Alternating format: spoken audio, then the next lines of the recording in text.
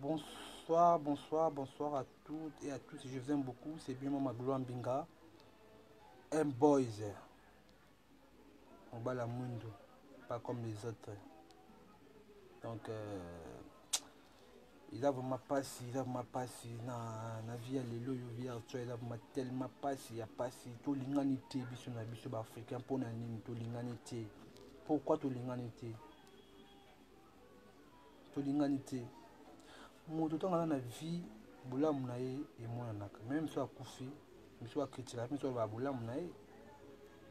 Tant nzamba opambola muninga lukaka mingi kopambola mutu wana nzamba apesi sumaye sagesse.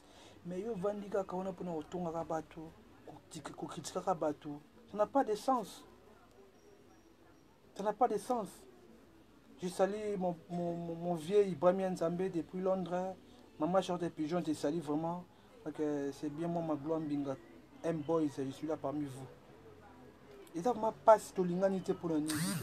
Tout bomana pour naka yoka muki to bomani. Muta bongate mabe.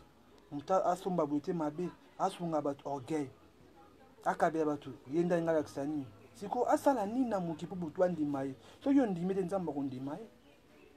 Na vie faut aller bien na vie na vie, il faut avoir la simplicité. Il faut la maîtrise de soi. C'est pas la besoin muninga po ya yo lo pe ba sepe na oya yo.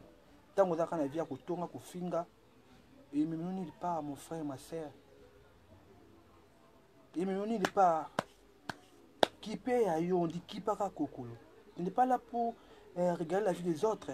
Regarde ta vie avec ta famille avec ta foyer.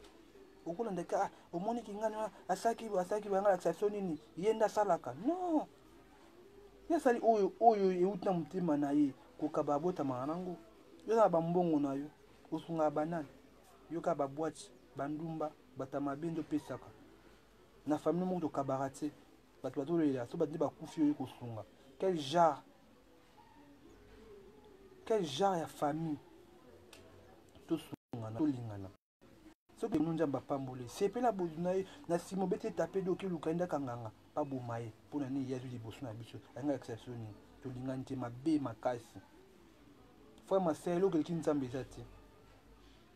Même si on a pamboli yo au content de singa nzambe sunganga na ba ko gérer biloko pesi ngai mutu na mbongo be na vie masunga batute ya sunga so bat ba kufeli eta mabe la mec donne c'est mec qui reçoit mais quand tu donnes pas tu vas pas recevoir mais yo pour vandika kaona pono ke beta masona ah moni vie wana vraiment vie wana ndumba vie wana mte kobo ni le parfait ye kobo bongo yo baba volonga e potom le liso muninga longono ya yo mitala ngai ngai nasali nini pona nafinga maboy nasali nini panza la lobby boy mais en zuwa mutema libanga fonga muninga mutema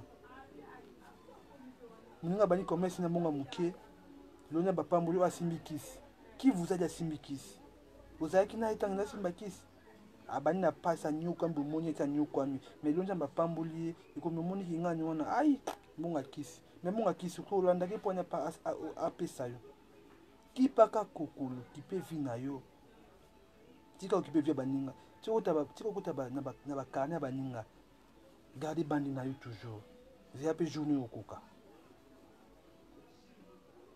tango lo ba mabe baninga au contraire yo ndeko to ozonga simaninga ba avancer.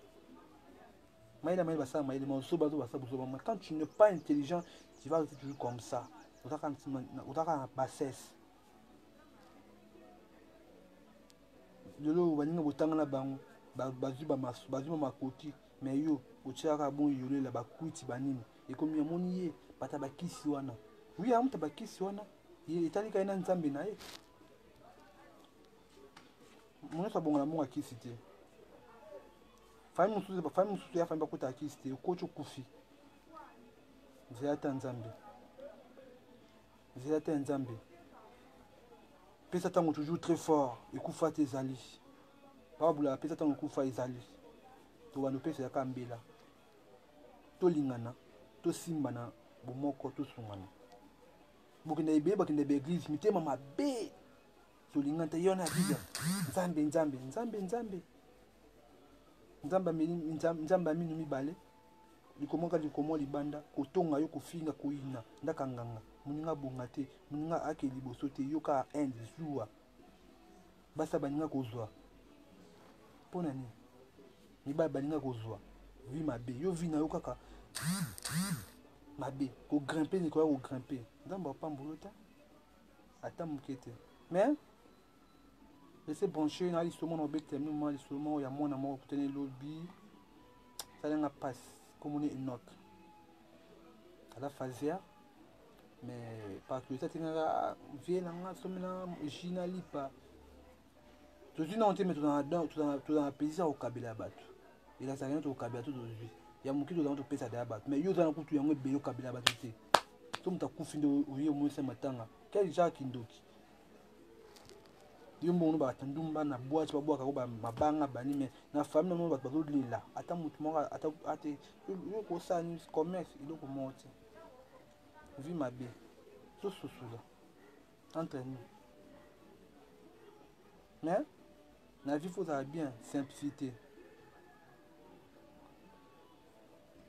na vie ezala bien nzambe apambola yo simplicité nde eleki nyonso bafinga batonga bayina bakritike kipaka kokokolanda biloko na bango te landaka chemin na nzambe ekala nde liboso poso nzambe tena mosusu aza na yeko te